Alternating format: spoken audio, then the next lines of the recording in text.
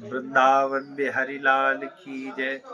बंधुओं, गोस्वामी तुलसीदास जी महाराज लिखते हैं कि मंत्र जाप मम दृढ़ विश्वासा, पंचम भगति सुवेद प्रकाशा।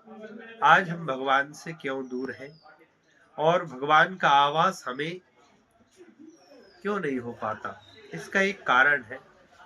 गोस्वामी जी ने एक पंक्ति में लिखा है कि जहां काम तह राम नहीं, जहां राम नहीं काम। जिसके हृदय में पहले राम बैठा है उसके हृदय में काम नहीं आता है, और जिसके हृदय में राम बैठे हैं वहां काम नहीं आता, और जिसके हृदय में काम बैठा है वहां राम नहीं आता।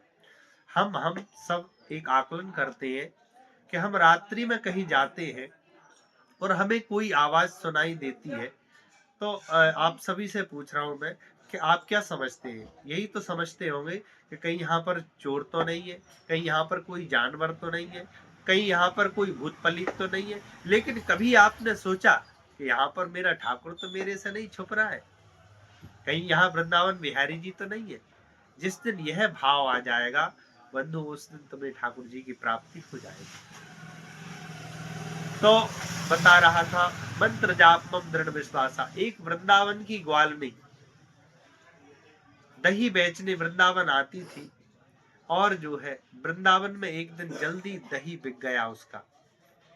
एक जगह वो कथा में बैठ गई। कथा में गुरु महाराज कह रहे थे कि राधे श्याम नाम सीता राम नाम तो भवसागर से पार कर देता है। वो बहुत सरल थी बंधुओं, क्योंकि हम भगवान से दूर इसलिए हैं कि ज्ञानी हम बन नहीं पाए और मूर्ख अपने आप को मानते नहीं है, इसलिए हम क्या है भगवान से दूर है। वो बहुत सरल थी। जैसे ही गुरु महाराज ने कहा कि जो है राधे श्याम नाम सीता राम नाम भवसागर से पार कर देता है, तो उसने विश्वास कर लिया और कहा कि गुरु महाराज ने मुझे अच्छी नौका बताई, अब मैं जो है इसी नौका से जाया करूंगी, इसी नौका से आया करूंगी। 2 पैसे मेरे जाने के बच गए, 2 पैसे आने के बच गए, और जो है बंधुओं उसका आना जाना प्रारंभ हो गया। 1 महीने तक उसने ऐसे ही आना जाना किया। गहरे पानी में से जाती है राधे श्याम सीता राम, राधे श्याम सीता राम, और मंत्र जाप मम दृढ़ विश्वासा, विश्वासो फलदाय कहा। बताया है कि विश्वास से ही फल की प्राप्ति होती है। हमें विश्वास नहीं है इसलिए ठाकुर जी का आवास नहीं कर पाते।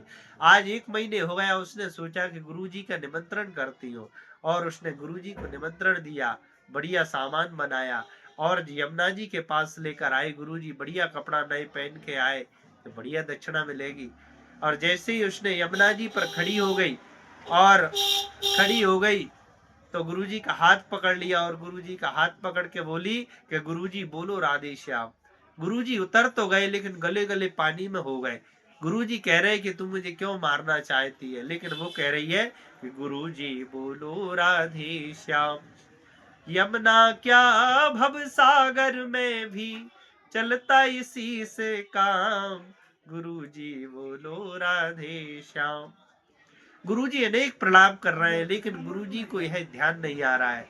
जैसे ही पार हो गए, गुरुजी की सांस में सांस आई। गुरुजी ने कहा कि तुम मुझे क्यों मारना चाहती थी? उसने कहा गुरुजी मैं मारना नहीं चाहती थी, उस दिन आपकी जो कथा चल रही थी उसमें आपने ही कहा था कि राधे श्याम नाम सीता राम नाम तो भवसागर से पार कर देता है।